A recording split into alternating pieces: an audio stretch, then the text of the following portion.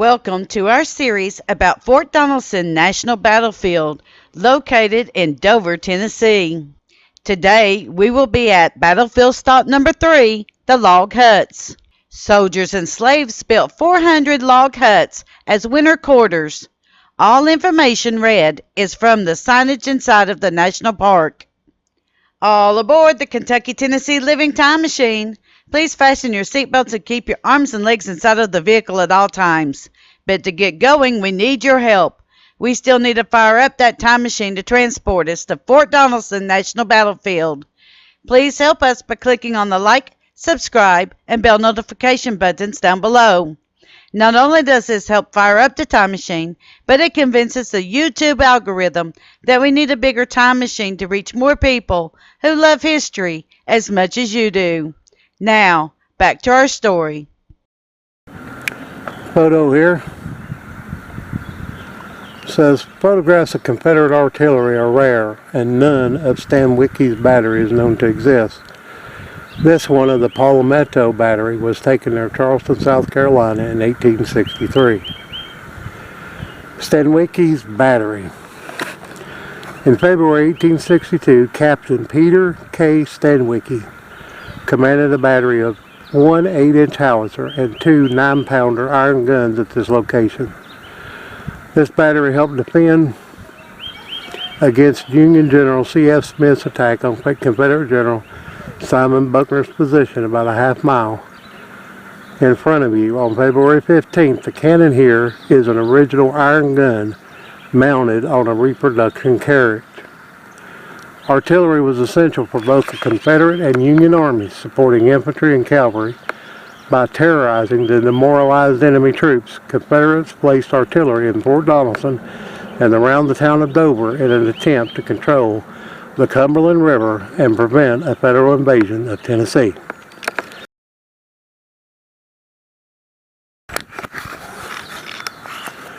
This shows an 8-inch howitzer, 9-inch gun.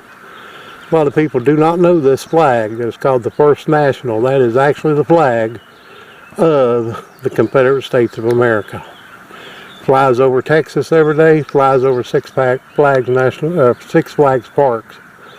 Smith's position. All this is faded, and so you really can't see this. This is a mile and a half mile. All this needs to be restored.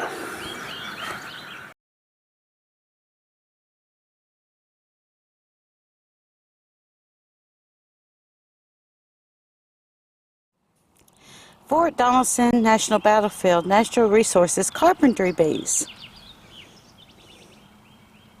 Caution, carpenter bees are currently arrive at the area of Fort Donelson. Visitors, you are likely to see many bees in this area of the park. These busy carpenter bees are one of the many natural resources protected by regulations of the National Park Service. Carpenter bees prefer dry wood for making their nests. Carpenter bees are also wonderful pollinators. The males tend to have white markings on their face and are very curious. Male carpenter bees may approach close to you, however, they do not have stingers and cannot harm you. The females, when preparing their homes, are very aggressive if provoked and may sting. Please keep your distance and let these insects continue to live their life cycle. Thank you, the park rangers and staff. Life at Fort Donelson. We lived luxuriously in the comfort of tents and log huts.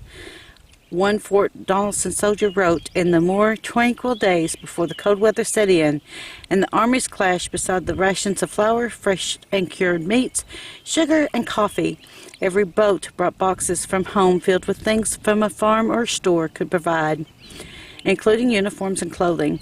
The reconstructed log hut represented," and there's the log hut.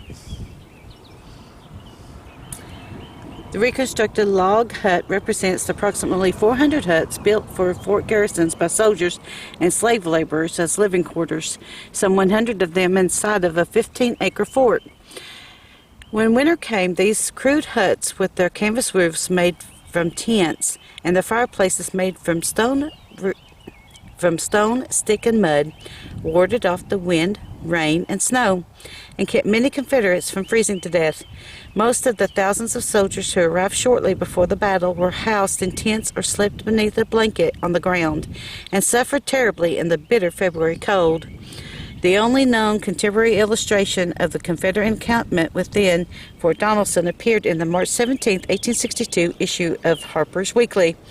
The view from this area occupied today the National Cemetery. No one knows exactly what cabin at Fort Donelson looked like, but it probably didn't differ much from the ones pictured here by the Confederate soldiers at Centerville, Virginia in the winter of 1861 to 1862. Fort Donelson's defenders wore a variety of clothing, as this photograph of captured Fort Donelson's soldiers shows. Few had uniforms, most wore citizens' clothes. Many of the officers had regular gray uniforms, while others wore U.S. Army blues. According to the map and brochure called Fort Donelson, published by the National Park Service, U.S. Department of the Interior, and the National Battlefield, Tennessee and Kentucky. Battlefield Tour Stop Number 3, Log Huts.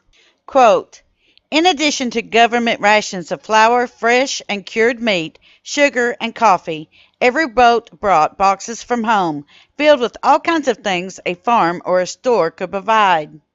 Off-duty soldiers from the local area hunted and fished in the same locations they had been just a few months before as civilians. Sometime after the surrender, Federals burned the cabins because of a measles outbreak. Unquote. Thank you. We at Kentucky, Tennessee Living would like to thank you for watching our visit to Fort Donelson. Don't forget to hit that like button, as the more likes we receive, the more likely YouTube is to suggest our videos to other viewers. Also, to receive notice when we upload a new video, be sure to subscribe and click the bell notification button.